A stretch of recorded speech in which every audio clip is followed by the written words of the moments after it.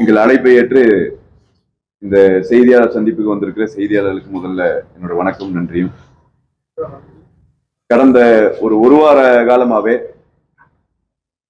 அனைத்து இந்திய அண்ணா திராவிட முன்னேற்ற கழகத்தினுடைய மிக முக்கிய தலைவர்களாக வலம் வருகிற கழகத்தினுடைய தலைமை நிலைய செயலாளர், முன்னாள் அமைச்சர், எதிர்கட்சி கொறடா அண்ணன் SP வேலுமணி அவர்கள் குறித்தும், வேறு சில அமைச்சர்கள் குறித்தும், எங்கள் கட்சியினுடைய மாவட்ட செயலாளர்கள், எங்களுடைய சட்டமன்ற உறுப்பினர்கள் குறித்தும் ஒரு அவதூறான தவறான செய்திகளை தொடர்ச்சியாக பாரதிய ஜனதாவும் திமுகவும் இணைந்து பரப்பிக்கொண்டே இருக்கிறார்கள். அவர்களுடைய ஐடி விங் இந்த வேலையை தொடர்ச்சியா செய்யும்.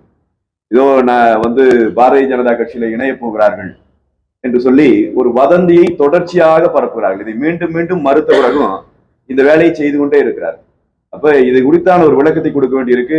இது தொடர்ந்து கொண்டே இருந்தது. இதுக்கு நான் கொடுக்கிற காரணம் அப்படிங்கிறது நேற்றைக்கு என்னுடைய பெயரையும் சேர்த்து திமுகவினுடைய ஆதரவு ஊடகவியலாளராக இருக்கிற ஒருவர் அவர் பெரிய செய்தியாக்கி இருக்கிறார். திமுக சார்பு ஊடகங்கள் தொடர்ச்சியா கூப்பிட்டு கேட்கிறாங்க. இதுல ஆச்சரியம் என்ன அப்படின்னு சொன்னா, பாரதிய ஜனதா கட்சியில சேரப்போகிறீர்களா என்று திமுக ஏன் இவ்வளவு கவலைப்படுதுங்கிறது புரியும். அப்போ ஒரு செய்தி நன்றாக எங்களுக்கு புரிகிறது. அனைத்து இந்திய அண்ணா திராவிட முன்னேற்ற கழகத்தினுடைய தொண்டர்களினுடைய மன உறுதியை எப்படியாவது குலைக்கணும் என்கிற ஒற்றை நோக்கம் மட்டும்தான் இந்த பொய் பரப்புரைக்கு, இந்த பொய் பிரச்சாரத்துக்கு இருக்கு. எனவே இது ஒரு அறமற்ற அரசியல்.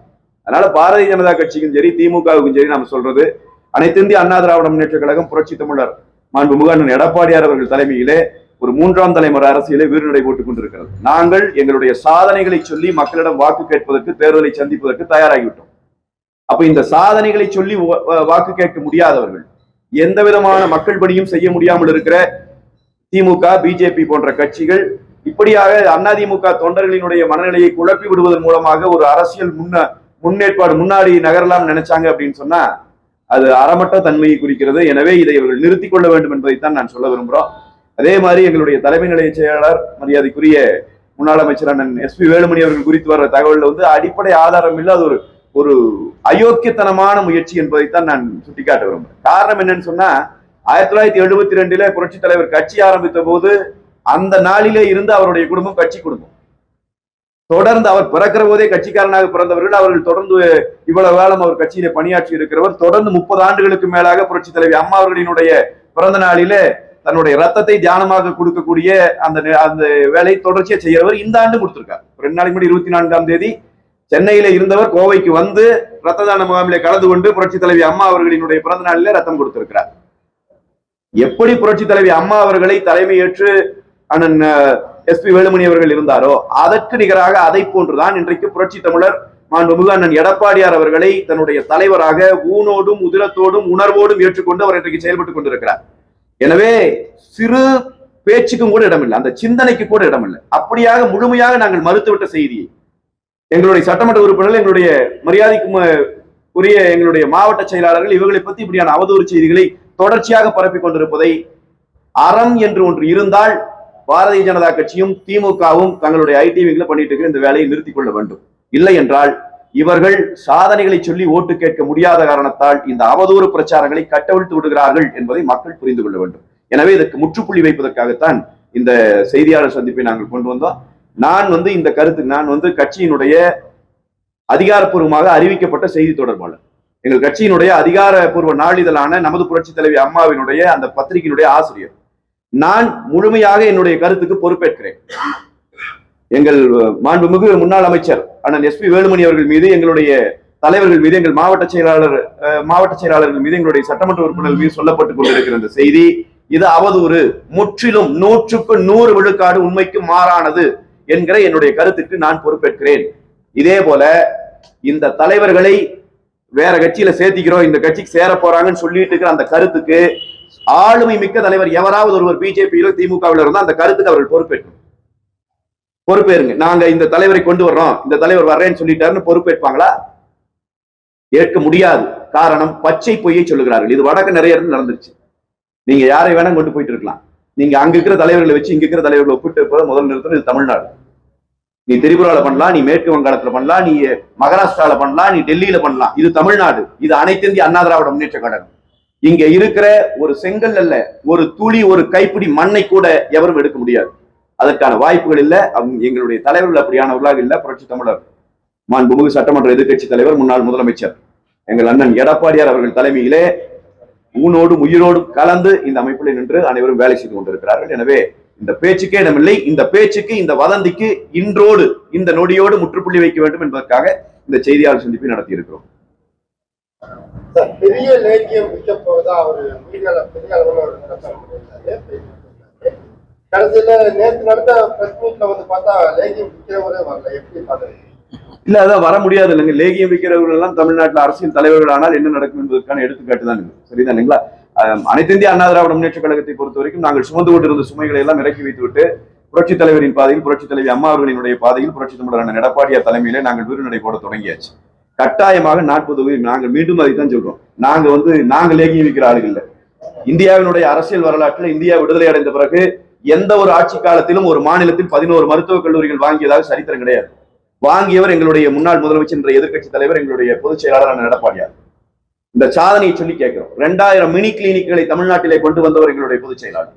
அந்த சாதனையை சொல்லி ஓட்டு கேட்கிறோம். நாங்கள் வாக்கு கேட்க, நாங்கள் தேர்தலை சந்திப்பது என்பது எங்களுடைய சாதனைகளை சொல்லி. இப்ப திமுகவுக்கோ பாரதிய ஜனதாவுக்கோ அப்படியான சாதனை என்ன இருக்கு தமிழ்நாட்டுல? அப்படி ஏதாவது இருந்தால் அதை சொல்லி அவங்களால ஓட்டு கேட்க முடியும். இல்லைன்னா லேகியம் தான் வித்தாங்க வழி. எதுக்காக இந்த மாதிரியான பொய் விளம்பரத்தை பண்றாங்க? எதுக்காக இந்த மாதிரி பண்ணணும்? தேர்தல் நெருங்குது. இந்த டைம்ல இந்த மாதிரியான முக்கியமான கட்சிகள்ல முக்கியமான தலைவர்கள் வந்து இந்த மாதிரி சேர்றதா? எதுக்காக இந்த பொய் விளம்பரம்? இது ஒரு தேர்தல் டாக்டிக்ஸா பாக்குறாங்க. நான் அதான் மீண்டும் சொல்றேன், அவங்களுக்கு சொல்லி வாக்கு கேட்பதற்கு அவர்கள் நிறைவேற்றி இருக்கிற மக்கள் நலத்திட்டங்கள் எதுவும் இல்லை. எனவே அவங்க இது ஒரு தேர்தல் டாக்டிக்ஸா தான் பயன்படுத்துறாங்க. இது பிஜேபிக்கும் திமுகவுக்கும் இருக்கிற கள்ள உறவினுடைய வெளிப்பாடு. இவங்களுக்குள்ள இருக்கிற கள்ள உறவு. இவர் என்ன நினைக்கிறாங்கன்னா, அண்ணா திராவிட முன்னேற்ற கழகத்தை இந்த இடத்துல அரசியலில் இருந்து அப்புறப்படுத்தினோம் என்று சொன்னால் நாம் இருவரும் இந்த தமிழ்நாட்டு அரசியலை பங்கிட்டுக் கொள்ளலாம் நினைக்கிறாங்க. திமுக இதற்கு தொடர்ச்சியா வேலை செய்யுது. பாரதிய ஜனதாவை வளர்த்து விடுவதற்கு திமுக தான் வேலை செய்கிறது. அதனாலதான் இந்த போலி பிரச்சாரத்தை 2 பேரும் சேர்ந்து கொள்றாங்க. நீங்க சரியா கவனிச்சீங்கன்னா புரியும். அப்ப இது ஒரு தேர்தல் டாக்டிக்ஸா நினைக்கிறாங்க. இது மக்களை முட்டாளாக்குகிற வேலையை நான் சொல்றேன். மக்களினுடைய அடிப்படை பிரச்சனையை பேசாம, மக்களுக்கு இவர்கள் செய்திருக்கிற சாதனைகள், இந்த நாட்டில் செய்திருக்கிற சாதனைகளை பற்றி பேசாம, இது மாதிரியான அருவருக்கத்தக்க அரசியலை, அறமற்ற அரசியலை செய்வது என்பது இது மோசமான டாக்டிக்ஸ். அதை அவர்கள் கையெடுக்கிறார்கள். எனவே நாங்கள் அவர்கள் முகத்திரையை மக்கள் மத்தியிலே கிழிக்க வேண்டிய கடமை எங்களுக்கு இருக்கிறது, செய்கிறோம்.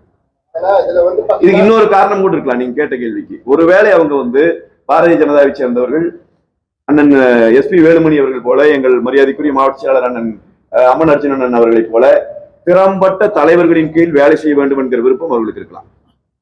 அந்த விருப்பம் இருக்காங்க கூட இவங்க எல்லாம் வர்றாங்க சொல்லலாம். அப்படி ஒரு விருப்பத்திலே அவர்கள் இருப்பார்கள் என்று சொன்னால் அனைத்து இந்திய அண்ணா திராவிட முன்னேற்ற கழகத்தின் கதவுகள் அவர்களுக்காக திறந்திருக்கிறது. அவர்கள் தலைமையை அவர்கள் தாராளமாக இருக்கலாம். இதுக்கிடையில நேற்று மாலை உங்களுடைய கார் அந்த ரெசிடென்சி விடுதிக்கு முன்னாடி இருந்தது. நீங்க அந்த பக்கம் நடந்து போது மிகப்பெரிய ஒரு சர்ச்சையை ஏற்படுத்தி. அவனாசி ரோடு எல்லாத்துக்கும் பொதுவான ரோடு தானே. நேற்று அந்த நேரத்துல நீங்க அவங்க அந்த நேரத்துல இருப்பாங்கன்னு எனக்கு என்ன தெரியும்? நான் அந்த ரோட்ல போகக்கூடாதா? அந்த எதிர்த்து வீடு என் ஃப்ரெண்டு லட்சுமி நாராயண சாமி நாயுடு, அவர் வீட்டுல இருந்து தானே வந்தேன். உங்க நிருபர் பார்த்தார்ல, போட்டோ எடுன்னு தானே சொன்னேன். இங்க பாருங்க, எங்க மடியில கனம் இல்லை, நாங்க பயப்பட தேவையில்லை. நீங்க புல்ல பிடிக்கிற மாதிரி அலையிறீங்க, புல்ல கிடைக்கல. இப்ப என்னடா நேற்று என்ன பிரஸ் பண்ணிட்டு கேன்சல் பண்ணேன். இதுதான் நான் இப்போ ஒரு செய்தியை சொல்றேன், போடுங்க. பாரதிய ஜனதா 2 எம்எல்ஏ எங்க எடப்பாடி அண்ணன் தலைமையில இப்ப சேர போறாங்க 2/15. நீங்க வேணாலும் எழுதி வச்சுக்கோங்க. இன்றைய தினம் பாரதிய ஜனதா எம்எல்ஏ 2 பேரு எங்களுடைய புரட்சி தலைவர் புரட்சி தமிழர் எடப்பாடியாருடைய தலைமையில இன்னைக்கு 2:15 மணிக்கு 2 எம்எல்ஏ இணைகிறாங்க. நீங்க இது நான் சிரிப்புக்கு சொல்ல உண்மை. அது கொங்கு பெல்ட்லயும் இருக்கலாம், தென் மாவட்டத்திலயும் இருக்கலாம். ஆனால் 2 எம்எல்ஏ வர்றாங்க சார். இந்தியாவிலேயே எந்த ஒரு கட்சியும் தனித்து நின்ன சரித்திரம் இல்லை. அதிமுக ஒருத்தர் தான் அம்மா தலைமையில 2014 நாங்க தனித்து நின்று 37 இடங்களை வெற்றி பெற்றோம். அப்படிப்பட்ட கட்சியில இத்தனை நாள் குதிரை ஏறி நாங்க சுமந்தது, அதுக்கு தண்டனை கொடுக்குறீங்களா? இந்த முறையோட நீங்க பாரதிய ஜனதாவா இருந்தாலும் சரி, திராவிட முன்னேற்ற கழகமா இருந்தாலும் சரி, இவங்க எங்களை பீட்டினா உண்மையான பீட்டும் பாஜகவுடைய பீட்டும் திராவிட முன்னேற்ற கழகம் தான். அவங்க ஐடிவிங்க இவங்க. ஏங்க இப்ப நான் போறேன்னா எனக்கு தெரியாம நான் போறேன்னா பைத்தியக்காரனா? நான் இங்க ராஜாவா இருக்கேன், நான் ஏன் அங்க பிஜேபியில போய் பூஜாவா இருக்கேனா? இன்னைக்கு எங்க எடப்பாடியாரும் எங்களுக்கு தலைமை நிலையத்தில் எங்களை எல்லாம் நல்லா தானே அந்தந்த மாவட்டத்தில் வச்சிருக்காங்க. நாங்க நல்லா தானே இருக்கோம். அங்க என்னங்க பேர் சொல்றதுக்கு யாராவது முடியுமா? ஒரு சட்டமன்ற உறுப்பினர் நாங்க உழைச்சி உங்களை உருவாக்கணும். தில்லு இருந்தா ஜெயிச்சு பார்க்கட்டும். இந்த 40 பாராளுமன்ற ஒரு சீட்டு ஜெயிக்கட்டும். நீங்க நம்ம பேராசிரியர் சொன்ன மாதிரி இது என்ன வடக்கு நினைச்சாங்களா? இது தென் மாநிலம். இங்கெல்லாம் இவங்க சலசலப்புக்கெல்லாம் இந்த அதிமுக அஞ்சாது. இந்த நாங்க ஒன்னானப்பட்ட திமுகவே எங்க தலைவர் சொல்லியிருக்கார், தீய சக்தி திராவிட முன்னேற்ற கழகத்தை அழிக்கணும்னு சொல்லியிருக்காரு ஒழியா நாங்க இவங்களுடைய சலசலப்புக்கெல்லாம் நாங்க அஞ்ச மாட்டோம். நீங்க வேணாம் பாருங்க, இன்னைக்கு 2:15 மணிக்கு பிஜேபி எம்எல்ஏ 2 பேரு அண்ணா திராவிட முன்னேற்ற கழகம் எங்க கழக பொதுச் செயலாளர் எடப்பாடியார் தலைமையில இன்னைக்கு சாலையில் உள்ள வீட்டில் சேலத்துல இணைகிறாங்க. அப்ப தெரியும் உங்களுக்கு யாருன்னு. இவங்கள புள்ள பிடிக்க பாக்குறாங்க. நாங்க புள்ள பிடிக்க இன்னைக்கு சாரசாரியா எங்க அண்ணா திராவிட முன்னேற்ற கழகத்தை நோக்கி இளைஞர் பட்டாளம் வர்றது அதெல்லாம் இவங்களால பொறுக்க முடியல. அவங்க மகாராஷ்டிரா ஏக்நாத் சிண்டேயை உருவாக்குனாங்க. அது மாதிரி இங்க யாரையா உருவாக்கலாம்னு நினைக்கிறாங்க. அது ஒரு காலம் அதிமுக ஒரு தொண்டனை கூட இவங்களால அசைக்க முடியாது. அதனாலதான் நான் நேற்று அந்த இதுல என்ன அவனாசிரோட இவங்களுக்கு பட்டயம் போட்டிருக்கா. நான் தான் தைரியமா உங்களுடைய போட்டோகிராஃபர் சொன்ன தைரியமா எடுன்னு தான் சொன்னேன். எதுக்கு பயம்? ஏங்க நான் இப்ப நீங்க இந்த பேட்டி கொடுக்குற இந்த மாவட்டத்துக்கு என்னை அண்ணன் எடப்பாடியாரும் வேலுமணி அவர்களும் என்னை இங்க பொறுப்பாக போட்டிருக்கு. இந்த பொறுப்பை விட்டு இங்க என்ன நான் கூச்சாதுக்கு போகணும் ஆசைப்படுவேனா? தமிழகத்தை ஆளு இன்னைக்கு கட்சி ஆரம்பிச்ச 50 ஆண்டுகள்ல 32 ஆண்டுகள் ஆண்ட கட்சி அண்ணா திராவிட முன்னேற்ற கழகம். இந்த கட்சியை நம்பித்தான் எல்லாரும் வருவாங்களோ. இந்த கட்சியில இருந்து யாரும் போக மாட்டான். அப்படி போறவன் உண்மையான அதிமுக காரனா இருக்க மாட்டான். ஒரு அப்பா அத்தலுக்கு பிறந்தவனாவும் இருக்க மாட்டான். இதுதான் என்னுடைய ஸ்டேட்மெண்ட். இதுக்கு மேல நீங்க என்ன போடணும் போட்டுக்கோங்க. ஆனா அதிமுக ஒரு கொம்பனாலே இங்க ஆட்டவோ அசைக்கவோ முடியாது. நீங்க எத்தனையோ நிமிஷம் கொடுத்தீங்க எங்க பொதுச் செயலாளருக்கு, அவர் அதுக்கெல்லாம் முடிவெட்டல. இப்ப திமுக என்ன பிஜேபியோட திமுக தான் இது முன்னிலைப்படுத்து. ஏன்னா சிறுபான்மை மக்களுடைய ஓட்டு அதிமுக சென்று விடும் என்ற பயத்தினால் கள்ள உறவு நீ எந்த உறவும் நேர்மையா பண்ணதில்லை. உனக்கு பேர் பெற்றதே கள்ள உறவு தான் உனக்கு, உன் கட்சிக்கு. நீ எங்களை பார்த்து சொல்ற. இப்ப பாரு, இந்த 2 ஐடி விங்கு தான் இதை செய்யுது. இன்னைக்கு சொல்றேன், ஒரு ஆள் ஒரு நாள் இங்க கொண்டு போவேன். நீங்க எம்எல்ஏ விட்டுருங்க, ஒரு சாதாரண தொண்டனை நீட்டிட்டு போ. அப்படி போறவன் இங்க இருந்து பீஸ் போய் ஒண்ணும் இல்லாம வயதானவனா இருப்பான். அவங்க தான் போயிருப்பாங்க, ஏற்கனவே போயிருக்காங்க. அவங்க இங்க இருந்து எதுக்குமே பயன்படாத ஆள்கள் தான் இங்க போயிருக்காங்களுடைய. இந்த கட்சியை நம்பித்தான் இருக்காங்க. ஏன்னா இந்த கட்சி தான் சாதாரண தொண்டனையும், இன்று சாதாரண சிலுவம்பாளையத்தில் ஒரு கிளை செயலாளர் இருந்தவர் இன்னைக்கு கழகத்தின் பொதுச் செயலாளர்னா அது அதிமுக தான் வர முடியாது. திராவிட முன்னேற்றத்தில் ஒரு கிளை செயலாளர் பிரதிநிதி ஆகி பாருங்க நீங்க. அப்ப இந்த கட்சிக்கு ஆள் வருமா, அந்த கட்சிக்கு ஆள் போகுமா? அவங்களுக்கு பயம்.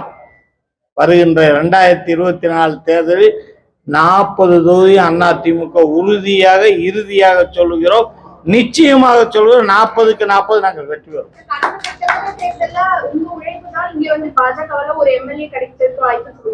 ஆனா பாஜக இந்த முறை பாத்தீங்கன்னா தமிழகத்துல முக்கியமா கோவையை மையமா வச்சு ரொம்ப தீவிரமா செயல்படுறத பார்க்க முடியுது. களத்துல அவங்க தனியா நிற்கும் போது வாய்ப்புகள் ஜாஸ்தி நினைக்கிறீங்களா? அவங்க ஜெயிச்சா நான் அரசியலை விட்டு விலகுறேன். பிஜேபி ஜெயிச்சிருச்சுன்னா நான் அரசியல் விட்டு ஒதுங்கிக்கிறேன். ஏங்க, ஒரு சட்டமன்ற உறுப்பினர் எங்களுடைய அதிமுக உழைப்புல தாங்க அவங்க வெற்றி பெற்றாங்க. அந்த வாக்கு எண்ணிக்கிற அன்னைக்கு எனக்கு தான் தெரியும். நான் தனிப்பட்டதுல யாரையும் சொல்லல. அந்த நிலைமையில எப்படி இருந்தாங்க, அந்த நேரத்தில் நீங்க ஜெயிப்பீங்க. ஏன்னா எங்களுக்கு கள நிலவரம் நாங்க தான் பார்த்தவங்க. இந்த இடத்துல வந்தா நம்ம ஜெயிப்போம், நீங்க கவலைப்படாதீங்கன்னு சொன்னால் நான் தான். என்னுடைய சட்டமன்ற தொகுதி ஓட்டுன்றதை விட்டுட்டு அவங்க பக்கத்துல தான் நான் போய் நின்னேன். அதனால பிஜேபியில ஒரு கால் கனவு வேணா, அது கோயம்புத்தூர்ல ஜெயிப்பேங்கிறது கனவு. இது அதிமுக கோட்டை. தமிழகத்தில அதிமுகவின் கோட்டை எதுனா நாங்க கொங்கு பெல்ட்ல இவங்க ஜெயிக்கிறதுன்னா என்ன அதிசயம்? ஒரு அதிசயம் நடக்காது. அவங்க நினைக்கிற என்ன மகாராஷ்டிரா ஒண்ணு வேணாம். உங்களால டெல்லியில ஒரு அசைவிக்க முடிஞ்சதா? உங்களுடைய பித்தலாட்டத்தை சுப்ரீம் கோர்ட் தோல் உரிச்சு காட்டிட்டான். அது மாதிரி எங்களை நினைச்சிருக்காங்களா? ஒட்டியை மாத்துறீங்க, சீல் போட்ட பேப்பரை மாத்துறீங்க, அதுக்குள்ள 3 கவுன்சிலர் விலை கொடுத்து பேசுறீங்க. இப்படிப்பட்ட கட்சி அதிமுகவை பார்த்து எம்எல்ஏ வர்றாரு, செகண்ட் லீடர் வர்றாரு, ஒரு லீடர் வர மாட்டாங்க. பஞ்சு மிட்டாய்க்கு மாண்புமிகு நம்ம யாரு புதுச்சேரி கவர்னர் தமிழிசை தங்கமாண்டி தடை உத்தரவு போட்டால, அந்த தடை உத்தரவு இங்கே தமிழ்நாட்டு வர்றதுக்குள்ள ஏதாவது பஞ்சு மிட்டாய் கொடுத்து ஏதாவது எம்எல்ஏ பார்க்கலாம்னு தேடிட்டு இருக்காங்க. இங்கே பஞ்சு மிட்டாய்க்கு வழி இல்லை, ஒரு டீ கூட வழி இல்லாம போவாங்களே. அதிமுக தொண்டனை அவர்கள் அசைத்து கூட பார்க்க முடியாது. இது தைரியமா நாங்க சொல்றோம். ஒட்டு இல்லையா? கூட்டணி இல்லைன்னு எங்க பொதுச் செயலாளர் பல முறை சொல்லிட்டாருங்க. 1/2 மணி நேரம் பேசி கூட்டணிங்கிறதே இல்ல, இப்ப இல்ல, எப்பவும் இல்ல. சின்ன குண்டா போடுறதுதான் நாங்க பிளான் பண்ணோம், சின்ன குண்டு போடுறதுதான் பிளான் பண்ணோம். ஆனா இது 1 வார காலம் தள்ளி போட்டதுக்கு அப்புறம் பெரிய குண்டா நிறைய பேர் இணைப்போம் அப்படின்னு இருக்காரு. அதான் இதுக்கு என்ன பதில் நம்பிக்கை சொல்றாங்க. அப்போ என்ன ஏன் நேத்து சேர்ந்திருக்க வேண்டிய உங்க நம்பிக்கை? நேத்து சின்ன குண்டுக்கே ஒரு ஆள் வரல, இனி பெரிய குண்டு என்ன அணுகுண்டு மாதிரி சொல்லி ஒரு எலெக்ஷனை நீங்க ஜெயிச்சீங்க. அது மாதிரி இங்க எல்லாம் ஜெயிக்க முடியாது தம்பி. மத்திய அமைச்சர் அந்த கருத்துக்கு பொறுப்பேற்றுக்கு வர்றார். மத்திய அமைச்சராக இருக்கிறவர், நாட்டினுடைய 150 கோடி மக்களினுடைய அமைச்சர், இப்படி ஒரு கருத்தை சொல்றாரு. அந்த கருத்துக்கு அவர் பொறுப்பேற்றுக் கொள்வேன் சொல்லுவாராம். இந்த எங்களுடைய தலைமை நிலை செயலாளரையோ, எங்க மாவட்ட செயலாளரையோ, எங்கள் சட்டமன்ற உறுப்பினரையோ நான் கொண்டு வரேன்னு எல்முருகன் ஏத்துக்கிட்டாருன்னா அப்புறம் பேசலாம். சும்மா வதந்திகளை பேசிட்டு தெருவில் வரவங்க பேசலாம். ஒரு நாட்டினுடைய மத்திய அமைச்சர் பேசுறாருன்னு இவங்க கட்சியினுடைய லட்சணம் தெரியுது. அவ்வளவு நேற்று ஆள் கிடைக்காம தானே போயிட்டாங்க. பொட்டி படுக்கையில எடுத்து பல்லடத்தை போயிட்டாங்க. நீ அப்படியே டெல்லிக்கு போயிட வேண்டியதுதான். சரி, நன்றி, ரொம்ப நன்றி.